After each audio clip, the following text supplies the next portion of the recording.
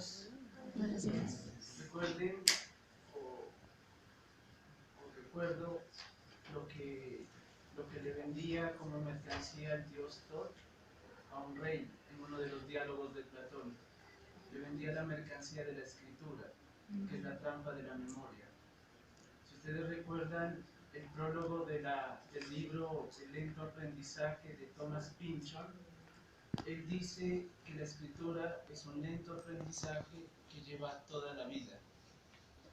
Sería absurdo que un profesor creyera que puede escribir como meta final. Que se llame escritor también sería una necedad. Para mí, la escritura es el lento aprendizaje que, lastimosamente, por la muerte que siempre se nos adelanta, nunca llegaremos a aprenderlo realmente. En los mitos antiguos se ha coincidido en que el verbo es lo que ha creado todo. El verbo pareciera ser el que ha creado el cuerpo. La charla o la lectura que querría darles a conocer la he titulado Una ola de sueños, la escritura onírica a enigma. Recuerden que enigma es la palabra griega de donde procede el concepto de enigma. ¿Qué es enigma? ¿Qué es el enigma? Es la parte oscura de la fábula. Es aquello a lo que no podemos acceder. Creer que se puede acceder a la meta final de la escritura es entrar en una especie de tinieblas. Por eso siempre va a haber algo que conoceremos como el misterio. Escribir es tan serio que ni siquiera debemos como profesores dejarnos presionar por las exigencias institucionales que nos obligan a publicar mensualmente un artículo. Es tan serio escribir que cuando ustedes empiezan a tallar el cuerpo de la hoja, se abre una apertura, se abre algo que es muy serio.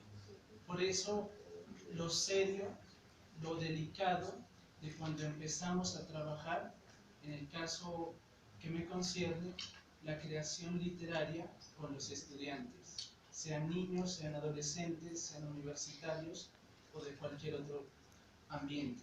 Escribir es abrir puertas de acceso. No por nada Lovecraft abría puertas de acceso en las esquinas de cada texto. Si hemos de creer, pues Charcot y Freud nos han enseñado la importancia de creer. Recuerden el título de un artículo de Charcot, La fe que cura, donde el médico no debe rechazar la fe de su paciente en el campo religioso, dentro de los modos de curación. O a Freud, invocando el ámbito de lo siniestro para hablar de él. Evoca la sensación, despierta un estado de ánimo propicio a lo siniestro. Ya que voy a hablar de lo siniestro, dice Freud, debo llamarlo, debo ponerme en ese estado, debo invocarlo. La relación entre espiritismo, psicoanálisis y lo mágico están unidos desde sus orígenes, y cuando se lee a Freud empieza a alterarse la realidad. Si hemos de creer al superyo de la lengua española, que es un tipo de diccionario, cementerio de palabras, dice Cortázar, la palabra literatura se relaciona con litera, es decir, letra. Cabrera Infante diría en inglés litter. Litter es basura, pequeña basurita. El superyo es nuestro sensor moral, aquel que provoca en nosotros aquello que se suele nombrar coloquialmente como el complejo de culpa. Litter es basurita, que el psicoanalista de Lacan no ve porque está a la vista. Recuerden la carta robada de Edgar Allan Poe. ¿Dónde está la carta? La buscan en lo más recóndito, pero la carta estaba frente a la policía, estaba a la vista. Jacques Lacan, en el seminario de la carta robada, nos dice: no busquen en lo más recóndito del paciente, lo que es sintomático está a la vista. En los registros de Freud repara en cómo produce un sonido la paciente mientras habla, cómo de repente se rasca la nuca al pensar. Eso que está a simple vista es lo diciente. Pero no enseñamos muchos, no podríamos hablar por todos. Recuerden lo que dice Jacques Derrida: yo no puedo decir nosotros, los filósofos. Él dice, no puedo decir nosotros, los psicólogos, porque ¿quién es el que dice nosotros? Un yo individual. No podría decir nosotros, los profesores. Es un yo individual hablando por todos. En mi caso, no podríamos entonces sino enseñar a los demás a ver lo que está a simple vista. Y lo que está a simple vista es difícil, lo dejamos pasar.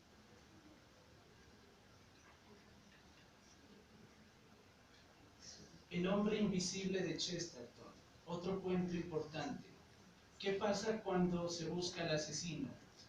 El asesino era alguien que todos habían visto, pero como era tan cotidiano, se volvió invisible, mentalmente invisible. Uno de los problemas que tenemos desde el lenguaje es el de naturalizar las cosas. Eso ha hecho que se vuelva todo invisible. Cuando volvemos a caer en la cuenta de quién fue el hombre invisible de Chesterton, se ha desnaturalizado otra vez las cosas. Litter, basurita; letter, carta, la carta robada de Poe. Letter no solo es carta, es letra. La letra que falta en el cuento Cartas de Mamá de Cortázar.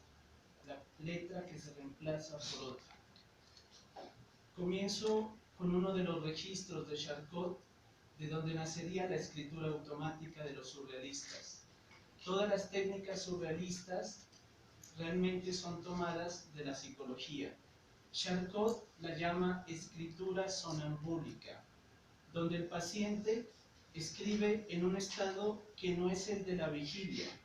Si le colocamos, mientras está escribiendo en el papel, un cartón, el sonámbulo de Charcot sigue escribiendo. Si le quitamos la hoja, él sigue escribiendo sobre la mesa. Si le ponemos un papel en blanco, él escribe. Le quitamos la hoja y él sigue escribiendo. Y luego le decimos, ¿qué has escrito? Y ese sonámbulo de Charcot empieza a leer la hoja en blanco como si estuviera escrita. Se la quitamos y él sigue leyendo como si la tuviera enfrente. ¿Por qué? Porque el escrito está acá, en la mente.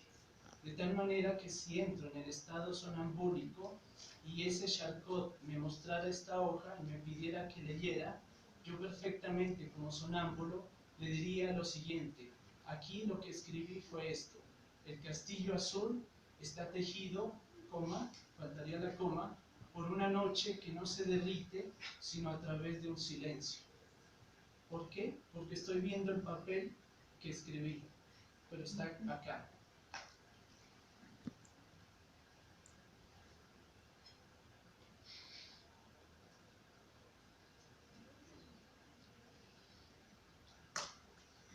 ¿Cómo hallar el tono sobrenatural? Sería una de las preguntas. ¿Cómo hallar el tono sobrenatural en la escritura? Yo pensaría en eso, en ese ejercicio que estamos buscando. ¿Cómo alcanzar la fatiga extrema por el abuso hasta alcanzar las alucinaciones, el descontrol de las imágenes, el dar la mano a los fantasmas? Deberíamos vivir una epidemia de sueños y desde el estado onírico hablar, dibujar, escribir. Un escritor llamado Robert Desnos aprende a soñar sin dormir, logra hablar sus sueños a voluntad. Hasta ese punto llegó el surrealismo, a soñar despierto. Por eso Luis Aragón lo llamó una ola de sueños. Yo estoy soñando que leo una ponencia para el evento de la Santo Tomás. Mañana sábado lo leeré, mientras tanto sueño. ¿Cómo lograr domesticar los ojos? Desnos, en estado de hipnosis, escribía, decía profecías. La escritura automática se ha vulgarizado como estrategia de distracción en el aula muchas veces. No es simplemente escribir sin parar. Un surrealista dejaba de dormir por días, se drogaba para desconectar su consciente y dejar que el inconsciente lo dominara. Pero eso trajo consecuencias.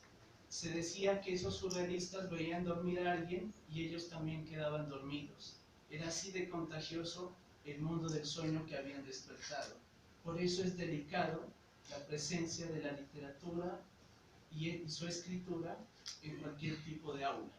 Hay algo oscuro, hay un enigma que a veces se lo ha olvidado, pero está ahí latente.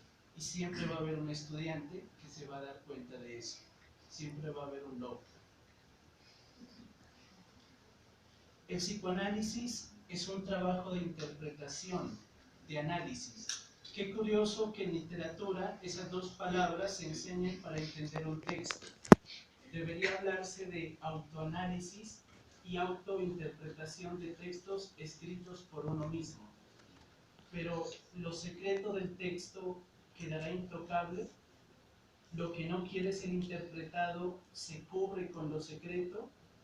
Si se da solución a un sueño o a un texto, porque texto y sueño son lo mismo, el vínculo se rompe. Recuerden que la palabra análisis tiene que ver con la ruptura o la solución de algo. El análisis desanuda, le quita los nudos a algo. Desliga, libera. La palabra latina es solvere, y solvere traduce soltar, liberar, absolver. ¿Sí? Son las significaciones que hay detrás de la palabra analizar, tanto en un texto literario como en una terapia psicoanalítica. El texto que he escrito se niega a abrir la boca, como Irma. ¿Recuerdan quién es Irma? La paciente con la que sueña Freud, a la que le pide que abra la boca para mirar qué es lo que sucede con ella, y ella se niega a abrir la boca. La paciente tonta de Freud, como él la llama, es con la que se queda, a la que siente más inteligente. Sé que lo escrito tiene un sentido, entonces es analizable. Pero si mi escrito no me colabora, analizar la escritura es abrirle la boca al texto. Si un texto no es comprendido, es como Irma que se niega a abrir la boca. Analizar algo es darle de comer, darle en solución agua, solución y solvere. Esto es el ombligo del sueño. ¿Quién habla del ombligo del sueño? Freud. Jacques Lacan lo recuerda. ¿Qué es el ombligo del sueño? ¿No es acaso la escritura, lo incognoscible? Es el lugar al que entra Pompeyo. Recuerden esa conferencia donde se analizaba por parte de un filósofo el cuento Ante la ley de Kafka. Pompeyo, curioso, quiere conocer el lugar sagrado de la ley, y cuando entra, haya un lugar vacío. ¿A qué accedemos cuando queremos entrar a la escritura? Tal vez nos sorprendemos como Pompeyo con un lugar vacío. Es el lugar al que entra Pompeyo, donde está lo sagrado, y no encuentra sino el vacío. Para Jacques Lacan, ese ombligo es el centro de lo desconocido. Freud explica que en los sueños se debe dejar la sombra de una zona. Miren eso. El padre de la interpretación nos dice que hay que dejar la sombra de una zona en esa interpretación. ¿Por qué? Porque la madeja, la pelota de lana, como la llama él, no quiere desenredarse. Es un lugar denso de entrelazamientos, sin conclusión, sin cierre, sin fin, sin terminación. Es imposible decir que he aprendido a interpretar un texto literario determinado. Damos solo a enigmas a los estudiantes. Mantenemos todo en el misterio. Pero después de haber explicado la escritura y el texto literario, debemos salir como Pompeyo, a un lugar vacío. Freud en una carta se identifica como Moisés, tengan en cuenta eso. Y en su texto sobre Moisés, llama a ese texto una novela. ¿Por qué Freud, tan consciente del lenguaje, llama a ese texto sobre Moisés una novela? Si Moisés es Freud, ¿quién es Josué? En una de las cartas, Moisés, Freud, le dice a Jung lo siguiente: yo soy el Moisés que mira la tierra prometida de la psiquiatría de lejos, y usted es el Josué de la psiquiatría. La teatralidad del psicoanálisis: sentarse y recostarse en el diván, estar detrás del paciente, las escenas teatrales de la Salpêtrière de Charcot, las contracturas, la hipnosis, todo es una teatralidad en el psicoanálisis. De ahí la importancia del teatro en el aula escolar. Teatro, actor, público, profesor, estudiante. Clase, performance. El acto fallido y la tecnología.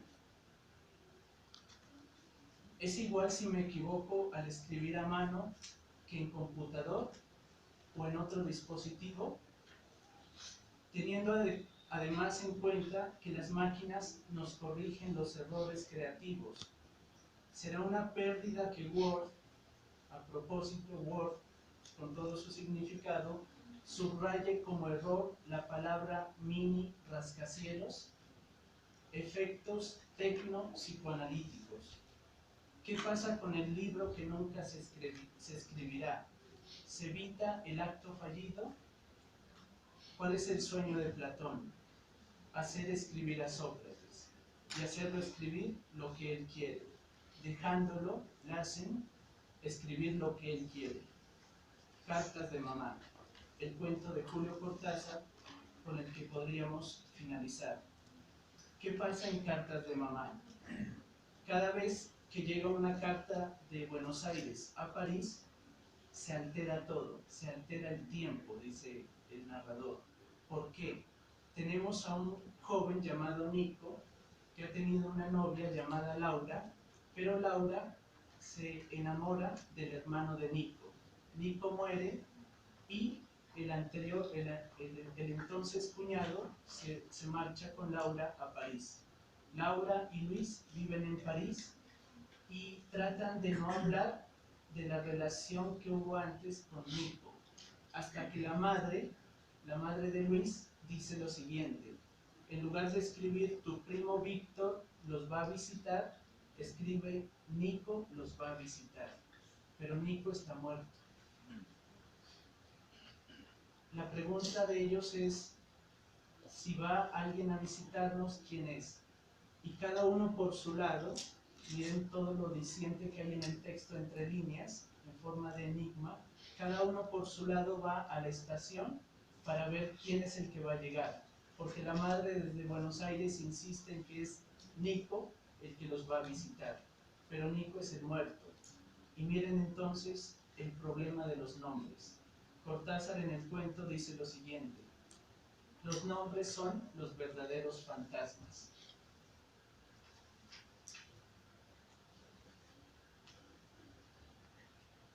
La escritura, para mí, podríamos concluir con esto. Yo concluyo, dice Jacques Derrida en una conferencia sobre ante la ley, como si él fuera el guardia que está ante la ley.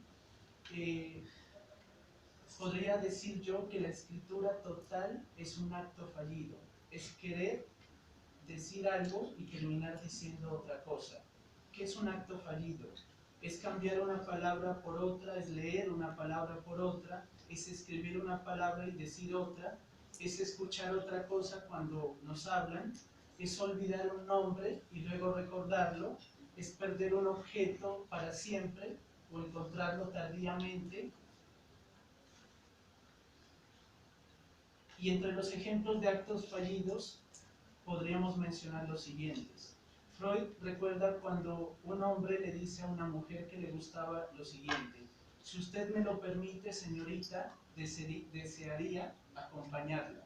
En alemán sería begleiten, pero en vez de este verbo, begleiten, acompañar, forma uno nuevo, begleitigen, compuesto del primero, acompañar, begleiten, y del segundo, ofender, beleidigen. y entonces une los dos verbos, las dos palabras, acompañar y ofender, y termina diciéndole eso. Begla y digue. Podría ofender, acompañarla, una palabra mixta que aparece claramente. Nos delata el lenguaje. Más que hablar y escribir, habría que ser fogaza, temerosa de lo que se va a decir, porque nos caemos fácilmente porque el pensamiento nos domina. El inconsciente es más poderoso que la palabra misma en el ámbito cotidiano. De ahí que a veces el budismo nos enseñe más el silencio. Una mujer casada le cuenta a Freud que su esposo, según el médico, no necesita una dieta especial. Y miren entonces lo que le dice la esposa a Freud. Me alegra mucho porque ahora mi esposo comerá todo lo que yo quiera. Se equivocó, lo que quería decir era todo lo que él quiera. Acto fallido. Es tan importante el lenguaje para nosotros y para nuestros estudiantes que nosotros mismos debemos autoanalizarnos cómo trabajamos con eslogans. Recomiendo el comienzo de un cuento de Cortázar que fractura el lenguaje, que se llama Las babas del diablo. Ese fragmento es con el que finalizaría entonces.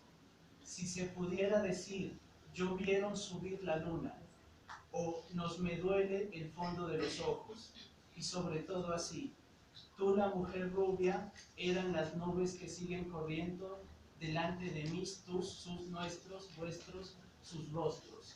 A ese punto hay que llegar, a la escritura onírica y al dormir y vivir en estado de onirismo despierto. Gracias.